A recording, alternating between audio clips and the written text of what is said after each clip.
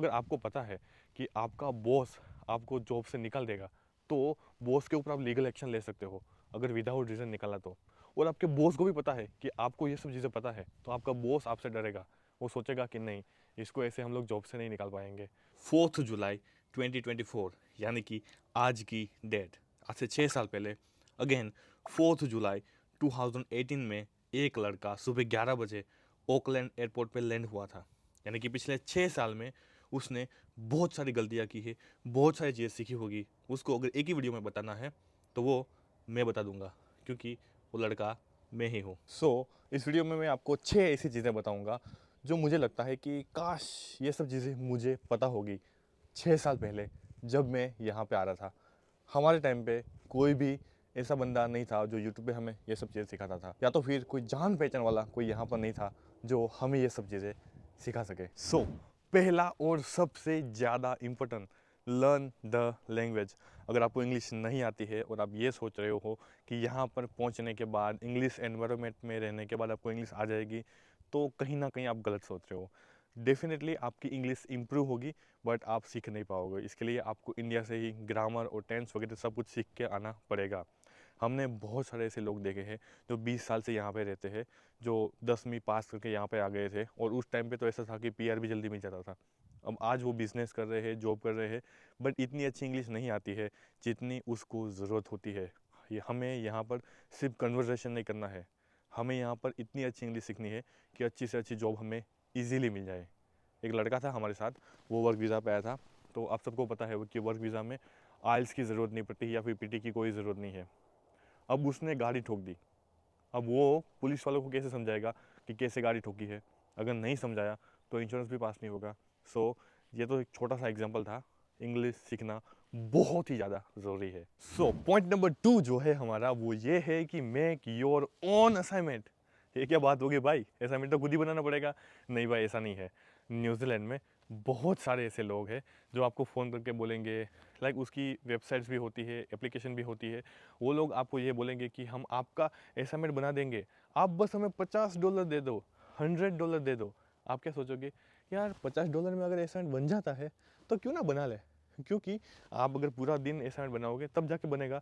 Otherwise आप ये कर सकते हो कि पूरा दिन आप काम पे जाओ, $200 वहाँ से कमा लो, $50 इसको दे दो, और 150 तो फिर भी आपके पास बचा हुआ है। तो डेफिनेटली अगर देखा जाए बिजनेस माइंड से तो वही फ़ायदा है ना। बट हमें बिजनेस माइंड से नहीं सोचना है, हमें स्टूडेंट्स के माइंड से सोचना है। क्योंकि एक बार आपने असाइनमेंट बाहर बनवाने के लिए दिया ना, तो आपकी जो असाइनमेंट बनाने की स्किल है ना, वो ख़त्म हो जाएगी। आपकी जो राइटिंग स्किल है ना, वो ख़त्म हो जाएगी। आप ना कुछ नया सीख पाओगे, ना तो आप नया कुछ कर पाओगे। मेक श्योर करो कि असाइनमेंट आप खुद ही बनाओ। नो डाउट शुरू शुरू में ऐसा भी होता है कि आपको मार्क्स कम आते हैं, या फिर क्योंकि न्यूजीलैंड में रूल ये है कि अगर आपके 100 मार्क्स का असाइनमेंट है तो उसमें से मिनिमम आपको 50 मार्क्स तो चाहिए ही। 50 से नीचे कोई मार्क्स आता है तो आप फेल हो जाते हो। तो चांसेस है कि आप फेल हो जाओ। फेल तो नहीं कर देंगे, रीसबमिशन में डालेंगे, यानी कि पूरा का पूरा असाइनमेंट जो है आपको फिर से बनाना पड़ेगा। उसको रीसबमिशन बोलते हैं, और उसके बाद जाके आप उसी सब्जेक्ट में पास होगे। अगर उस सब्जेक्ट में फेल हो गए तो आपको उस सब्जेक्ट की फ़ीस फिर से पे करनी पड़ेगी, और फिर से आपको एनरोलमेंट लेना पड़ेगा। हमारे क्लास में क्या हुआ था, 2 लड़के थे, उन दोनों लड़कों ने असाइनमेंट बाहर बनवाने के लिए दिया। तो प्रॉब्लम क्या हुआ, जिसको दिया था ना वो सेम बंदा था। उसने क्या किया, एक ही असाइनमेंट बनवाया और दोनों को दे दिया कि ये तेरा असाइनमेंट, ये तेरा असाइनमेंट। अब दोनों सेम टू सेम था। वो जैसे ही टर्निटिन सॉफ्टवेयर में डाला, यहाँ पर क्या होता है कि पूरे जो असाइनमेंट होते हैं ना, ऑनलाइन सबमिट करने होते हैं। तो ऑनलाइन सबमिट करने से पहले आपको टर्निटिन नाम का जो सॉफ्टवेयर है उसमें डालना होता है, और वो सॉफ्टवेयर बताएगा कि आपने असाइनमेंट खुद बनवाया है, चैट जीपीटी से बनवाया है, या फिर कहीं से कॉपी किया है। तो जैसे ही वो दोनों असाइनमेंट एक सॉफ्टवेयर में गए, सॉफ्टवेयर को पता चल गया कि दोनों ने कॉपी किया है, और उन लोगों को वहीं पे फेल कर दिया और बोला कि जाओ अब फिर से फीस पे करो और फिर से एनरोलमेंट लो, तब जाके हम आपको इस सब्जेक्ट में पास करेंगे। Otherwise fail. अगर फेल हो गए तो आपका पीएसडब्ल्यू नहीं आएगा, पोस्ट स्टडी वर्क वीज़ा, और पोस्ट स्टडी वर्क वीज़ा नहीं आया तो आपको इंडिया जाना पड़ेगा। ट्राई करो कि असाइनमेंट खुद से बनवाओ। तीसरी चीज़ ये है कि सिटी जॉब करो। सिटी जॉब का मतलब क्या होता है, न्यूजीलैंड में है ना, वो न्यूजीलैंड पूरा एग्रीकल्चर के ऊपर डिपेंडेंट है। तो आपको एग्रीकल्चर की जॉब इजीली मिल जाती है। स्पेशली ओकलैंड जैसे सिटी जो होते हैं, ओकलैंड हो गया या फिर बे ऑफ प्लेंटी, जिसमें रोटोरुआ, टोरंगा, पेंगोरुआ ये सब सिटीज़ आते हैं। तो यहाँ पर क्या होता है, स्ट्रॉबेरी पिकिंग की जॉब मिल जाती है, कीवी फ्रूट की जॉब मिल जाती है, और अगर आप कुछ नेल्सन के साइड जाते हो तो वहाँ पर एप्पल पिकिंग की जॉब मिल जाती है। उन ये सब जॉब में क्या होता है कि आपको 20-20 घंटे काम इजीली मिल जाता है। तो बच्चे क्या करते हैं कि चलो वहाँ पर काम मिल जा रहा है, पे भी अच्छा है, चलो वहाँ पर जाकर काम करते हैं, पैसा बन जाएगा। बट ऐसा करने से क्या होता है पता है, आप जो कम्युनिटी जो है उससे आप दूर हो जाते हो, और कम्युनिटी से जो आपको सीखना है ना वो नहीं सीख पाओगे। अगर आप सिटी जॉब करोगे ना तो आप कीवीस को, गोरे को मिलते रहोगे, उसके स्लैंग सीख पाओगे, उसके साथ इंग्लिश में बातें चुते होगी तो वो सब आप सीख पाओगे। सो सिटी जॉब का ये सबसे बड़ा फायदा है। अगर 1 साल सिटी जॉब करने के बाद जब भी आप अपने सीवी में डालोगे ना कि आपको 1 साल का इसका एक्सपीरियंस है, तो सामने वाला यही सोचेगा कि चलो इसको थोड़ा बहुत तो एक्सपीरियंस है। अगर आपने गलती से भी फार्म का एक्सपीरियंस डाल दिया, एप्पल पिकिंग का एक्सपीरियंस डाल दिया, तो समझो आपको जॉब मिलना थोड़ा सा और मुश्किल हो जाएगा। सो मेक श्योर कि आप सिटी जॉब ज़्यादा करें और फार्म की जॉब कम से कम करें, क्योंकि डेफिनेटली पैसा तो सबको बनाना है। तो सिटी जॉब में पैसा कम बनेगा, फार्म की जॉब में ज़्यादा पैसा बनेगा, सब लोग वही प्रेफर करते हैं। बट हमें हमारे ऊपर इन्वेस्टमेंट करना है, ना कि सिर्फ और सिर्फ पैसा ही बनाना है। सो नंबर 4 पर जो है वो है क्रिएटिंग कॉन्टेक्ट्स। उसका मतलब क्या हुआ, एग्जाम्पल से समझाता हूँ। मैं जब यहाँ पे आया तब मुझे मेरी पहली जॉब कैसे मिली थी। मैं जा रहा था टेंपल में। अब मैं गुजरात से हूँ, गुजरात में थोड़ा बहुत ज़्यादा होता है टेंपल जाने का। मैं टेंपल में जा रहा था तो लोगों को मिलता रहता था। उसमें से एक भाई थे, उसके पास यहाँ पर सुपरमार्केट था। मैंने उसको मिला, मैंने उसको बोला कि मैं इंडिया से नया नया आया हूँ, मैं जॉब सर्च कर रहा हूँ, कैजुअल जॉब, क्योंकि मैं पार्ट टाइम 20 घंटे काम कर सकता हूँ। तो वैसे करके मुझे पहली जॉब मिली थी। अगर आप डायरेक्टली कहीं पे चले जाओगे तो ऐसे जॉब नहीं मिलेगी, बट अगर आप किसी के थ्रू जाओगे तो आपको जॉब इजीली मिल जाएगी। कैजुअल जॉब की भी बात कर रहा हूँ। यहाँ पर न्यूजीलैंड में बहुत सारी चीज़ें ऐसी होती है जो रेफरेंस से होती है। जैसे कि अगर आपको हाउस रेंट पे लेना है तो रेफरेंस से मिलेगा, अगर आप एक रूम भी ढूंढ रहे हो तो भी रेफरेंस से मिलेगी, जॉब आपको रेफरेंस से मिलेगी। सो उस रेफरेंस के लिए आपके पास स्ट्रॉन्ग कॉन्टेक्ट होना बहुत ज़रूरी है। सो बेटर कि आप गुरुद्वारा साहब जाओ, मंदिर जाओ, चर्च में जाइए, कम्युनिटी में जाइए। इन सब चीज़ों से आपके कॉन्टेक्ट्स बढ़ेंगे और इससे आपको बहुत ज़्यादा फ़ायदा होगा जॉब सर्च करने में, या तो फिर कोई दूसरी भी हेल्प आपको लगेगी तो हो जाएगी। सो क्रिएट कॉन्टेक्ट्स, ज़्यादा से ज़्यादा लोगों से मिलिए और कॉन्टेक्ट्स बनाइए। अब बात करते हैं मुझे मेरी पहली फील्ड जॉब कैसे मिली थी। अगेन उसके लिए रेफरेंस बहुत ज़्यादा ज़रूरी है। हमारे क्लास में एक लड़की थी, बहुत अच्छी लड़की थी, पंजाब से थी। उसने मेरा रेफरेंस दिया कि मेरा एक दोस्त है, he is looking for a job as well, तो अगर हमारी कंपनी में जॉब है तो हम उसको ऑफर कर सकते हैं या नहीं। फिर उसकी जो एचआर थी उसको मैंने यहाँ से सीवी भेजा कि ये लड़की है, उसने मुझे रेफरेंस दिया है कि आपके यहाँ पर वैकेंसी है, और इस तरह से मुझे मिली मेरी पहली जॉब। ये चीज़ स्क्रिप्ट में नहीं थी बट मुझे याद आ गया, मैं आपको बता देता हूँ। आप ट्राई करना कि पहली जॉब तो चलो आपको अपने बंदे के पास ही करनी पड़ेगी, गुजराती के पास या फिर पंजाबी के पास या फिर कोई हमारा इंडियन बंदा है उसके पास ही करनी पड़ेगी। बट उसके बाद ट्राई करो कि गोरे के पास काम करो, क्योंकि गोरा आपसे के साथ चीटिंग नहीं करेगा या फिर उसको चीटिंग करने से डर लगेगा। हमारा जो बंदा होता है ना वो क्या करता है, पेन हाफ जो होता है वो भी नहीं देता है, कभी कभार एक्स्ट्रा काम करवा लेता है बट पे नहीं देता है। तो ये सब पंगे जो हो गए ना वो कीवी के साथ या फिर गोरे के साथ नहीं होगा। ट्राई करना कि गोरे के साथ काम करो, इससे आपको सीखने को भी बहुत ज़्यादा मिलेगा, बहुत फ़ायदा होगा। 5वां नंबर का जो पॉइंट है वो है हमारा गेट योर डिग्री असेस। उसका मतलब क्या हुआ, इंडिया में आपके पास कोई भी डिग्री हो, उस डिग्री को आप यहाँ के न्यूजीलैंड की क्वालिफिकेशन अथॉरिटी जो होती है उसमें भेज सकते हो, और वो आपको बताएंगे कि आपकी जो इंडिया की डिग्री है उस डिग्री की न्यूजीलैंड में क्या वैल्यू है। उसकी वेबसाइट होती है, उसकी लिंक मैं आपको डिस्क्रिप्शन में दे दूंगा, आप वहाँ पे जाके चेक कर लेना।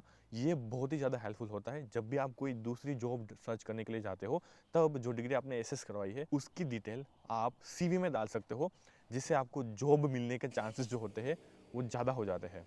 So make sure you do this, क्योंकि आपको पीआर भी तो चाहिए ना, पीआर के लिए जॉब चाहिए, और जॉब के लिए आपके पास डिग्री होनी चाहिए।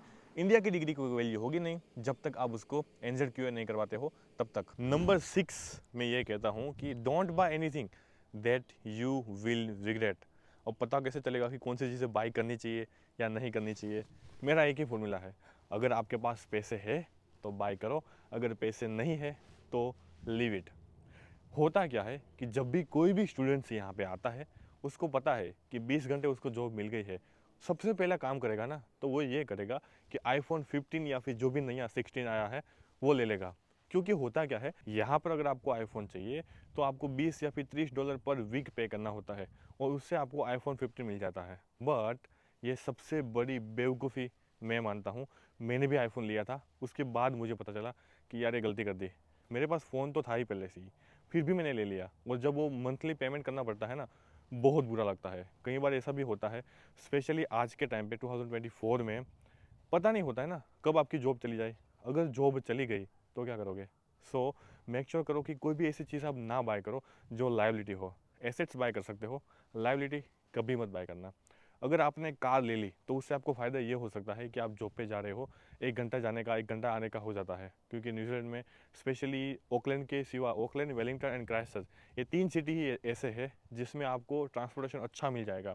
दूसरे जो छोटे छोटे सिटीज़ होते हैं उसमें प्रॉब्लम होता है, तो इसलिए सब लोग क्या करते हैं कि गाड़ियाँ वगैरह ले लेते हैं। इससे आपको फ़ायदा ये होता है कि ट्रैवलिंग टाइम जो है आपका कम हो जाएगा, और वही टाइम को आप फिर से जॉब में लगा के ज़्यादा पैसे कमा सकते हो। तो कार इज़ ओके अगर ऐसी कंडीशन है तो।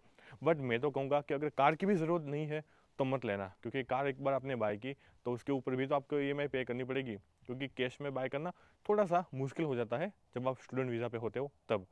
तो ईएमआई पे करोगे उसका मतलब ये हो कि आपको इंटरेस्ट पे करना पड़ेगा। तो मेक श्योर करो कि अगर आपको ज़रूरत नहीं है, don't buy it, don't, never. मैं तो यही कहूँगा कि ट्राई करो कि बाय ही मत करो। शो ऑफ के लिए चीज़ें मत बाय करो। कई स्टूडेंट्स ऐसे होते हैं जो BMW लेके आ जाते हैं सिर्फ और सिर्फ शो ऑफ के लिए, क्योंकि वो स्टूडेंट पे है, वो सस्ती वाली ढूंढेंगे। और सस्ती क्यों मिलेगी? क्योंकि उस गाड़ी में खराबी होगी, और एक टाइम ऐसा आएगा जब गाड़ी पूरी ख़राब हो जाएगी और टोटल लॉस में जाएगी और आपका पैसा बर्बाद। सो प्लीज़ मेक श्योर करो कि शो ऑफ के लिए कोई भी चीज़ें मत बाय करो।